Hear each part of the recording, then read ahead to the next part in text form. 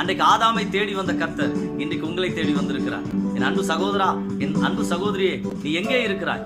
உன்னை மீட்டெடுத்த கர்த்தர் உன்னை அழைக்கிறார். நீ உலகத்தின் பின்னால் ஓடிக்கொண்டிருக்கிறாயா? பாவ இச்சைகளுக்கு நேராய் ஓடிக்கொண்டிருக்கிறாயா? உலகத்தின் ஆசாவாசங்களை நோக்கி ஓடிக்கொண்டிருக்கிறாயா? இல்லை வருமானத்துக்காக ஓடிக்கொண்டிருக்கிறாயா? நீ எங்கே ஓடிக்கொண்டிருக்கிறாய்? நீ எதை நோக்கி ஓடிக்கொண்டிருக்கிறாய்? இன்றைக்கு கர்த்தர் உன்னை அழைக்கிறார்.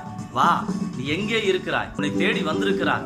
உன் மீது கர்த்தர் அன்பு கூறுகிறார். உன்னை கைவிடவே மாட்டார். மனிதர்கள் கைவிட்டிருக்கலாம், பொருளாதாரம் கைவிட்டிருக்கலாம், கர்த்தர் கைவிட மாட்டார். அவர் உன்னை தேடி வந்திருக்கிறார். உங்களை கரம் பிடித்து நடத்த விரும்புகிறார். உங்களுடைய வாழ்க்கையை கர்த்தருக்கு ஒப்புக் கொடுங்கள்.